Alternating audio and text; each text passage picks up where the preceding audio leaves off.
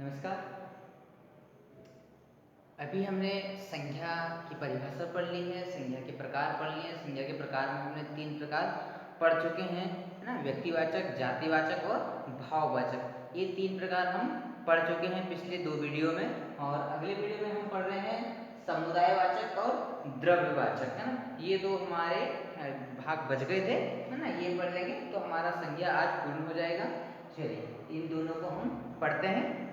समुदायवाचक, जिस संज्ञा शब्द से किसी समूह का बोध होता है उन्हें समुदायवाचक या समूहवाचक संज्ञा कहते हैं, है ना? ये तो परिभाषा में ही स्पष्ट हो गया है कि हमें समूह को कैसे पहचाना है या समुदायवाचक संज्ञा को कैसे पहचानना है ना? उदाहरण भी देखते हैं।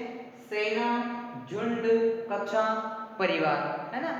कि सेना, है ना? सेना में अलग अलग सेना भी आती है हमारी, थल सेना, जल सेना, वायु सेना, या दूसरी और भी सेनाएं जो हैं, है ना? कि बहुत सारे बाल सेनाएं बना लेते हैं या बजरंग सेना बना लेते हैं।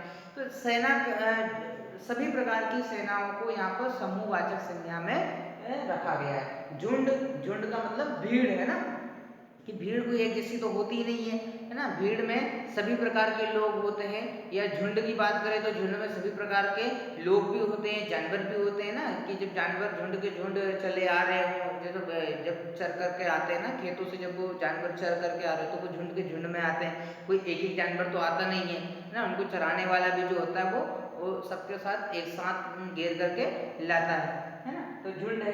कक्षा की बात करें तो कक्षा भी क्या होता है कि कक्षा भी हमारा समुदाय समूहवाचक में आता है, समुदायवाचक में आता है ना? कि वहाँ पर सारे स्टूडेंट एक जैसे बैठे हैं, है ना? एक ही ग्रुप के बैठे हों, है ना? तो वो हमारा कक्षा हो गया। परिवार है, परिवार में भी देखें तो परिवार में महिलाएं भी होती हैं, पुरुष भी होते हैं, बच्चे भी होते हैं, बूढ़े भी होते हैं, सभी वर्ग के लोग होते हैं। ऐसा नहीं है कि सिर्फ बच्चे बच्चे मिलकर के परिवार बन गए या एक ही आयु वर्ग के लोग मिलकर के परिवार बना ले, ऐसा नहीं होता। परिवार में सभी आयु वर्ग के लोग होते हैं ना, बच्चे से लेकर के बूढ़े तक सभी लोग भी परिवार में शामिल होते हैं। तो ये हमारा समुदायवाचक में हो गया, है ना? समुदाय में किसी भी उम्र का व्यक्ति हो सकता है, या किसी भी जाति का व्यक्ति हो सकता है, या किसी भी ग्रुप का व्यक्ति हो सकता है, या किसी भी गुणधर्म का व्यक्ति हो सकता है ना? तो समुदाय यह बात का इंगित नहीं करता या इस बात को स्पष्ट नहीं करता कि उसमें एक ही वर्ग के व्यक्ति चाहिए, है ना? समुदाय में किसी भी वर्ग के व्यक्ति आ सकते हैं, किसी भी ग्रुप के लोग शामिल हो सकते हैं, या किसी भी गुणधर्म के व्यक्ति शामिल हो सकते हैं, है ना? अब झुंड की बात करें या फिर जानवरों की बात करें तो जानवरों के झुंड में कोई एक ही तरह के जानवर तो आते नहीं है ना? वहाँ घोड़े भी आते हैं, खच्चर भी आते हैं, बैल भी आते हैं, गाय भी आते हैं, भैंस भी आते हैं, सभी का झुंड होता है। सेना की बात करें तो सेना में सभी प्रकार की सेनाएं शामिल हो जाती हैं। परिवार की बात करें कि परिवार में सभी प्रकार के लोग शामिल होते हैं, है ना? तो इस तरह से ये हमारी समुदायवाचक संज्ञा है। समुदायवाचक संज्ञा में जिस संज्ञा में हमें किसी समूह या समुदाय की जानकारी मिलती हो, या किसी समूह या समुदाय के बारे में ज्ञान मिलता हो, उन शब्दों को हम समुदायवाचक या समूहवाचक संज्ञा कहेंगे। चलिए अगला है हमारा द्रव्यवाचक संज्ञा। द्रव्यवाचक संज्ञा में जिस संज्ञा शब्द से किसी धातु, पदार्थ अथवा द्रव्य का ज्ञान हो उसे द्रव्यवाचक संज्ञा कहते हैं, है ना? द्रव्यवाचक संज्ञा में जितने भी हमारे तरल पदार्थ होते हैं, है ना, वो हमारे क्या हो जाएंगे? पदार्थ या द्रव्य में आ जाएंगे। द्रव्य में देखें तो हमारा दूध भी आता है, घी भी आता है, तेल भी आता है, पानी भी आता है, ये हमारे द्रव्यवाचक संज्ञा में भी आ जाएंगे, है ना? दूसरी बात करें धातु, है ना?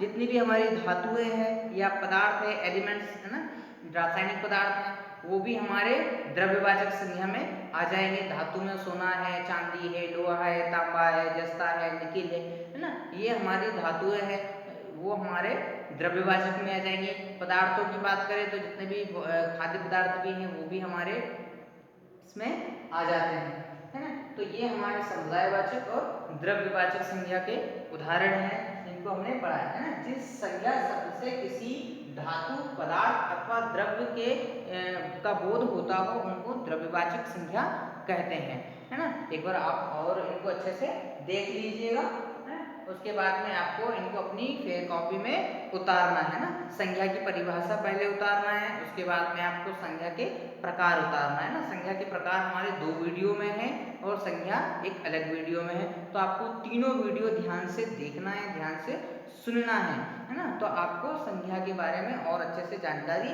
मिल पाएगी, है ना। तो आपको ये सारा तीनों वीडियो को देखने के बाद आपको उनको अपनी फेयर कॉपी में उतारना है और याद करना है ना। पहले वीडियो के होमवर्क मैंने दे दिया था संज्ञा का कि आपको 5-5 वस्तु, व्यक्ति और स्थान और भाव के नाम लिखना है।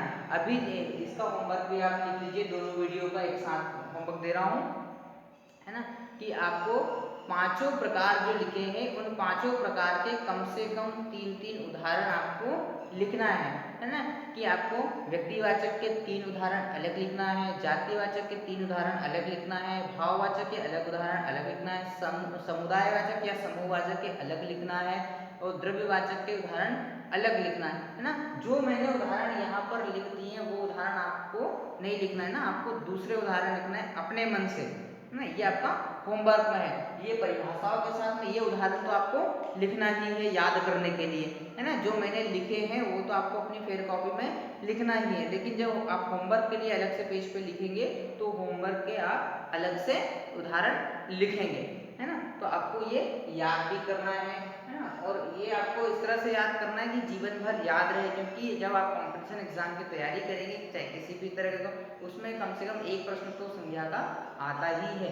तो व्याकरण कभी बदलती नहीं है, तो इस बात की चिंता नहीं करें कि व्याकरण बदल जाएगी तो हमको आगे पढ़ने में से क्या मतलब है या क्या फायदा है ना। व्याकरण जो आज है वही कल भी रहेगी, आपकी किताब के पाठ बदलते रहेंगे, है ना, वो प्रश्नोत्तर बदलते रहेंगे, लेकिन व्याकरण आपकी बदलने वाली नहीं है। व्याकरण जो है वो भाषा की आत्मा होती है, तो व्याकरण बदलने वाली नहीं है। आप व्याकरण याद भी कर ले, उसको समझ भी लें तो आपको आगे भी काम आएगी, है ना।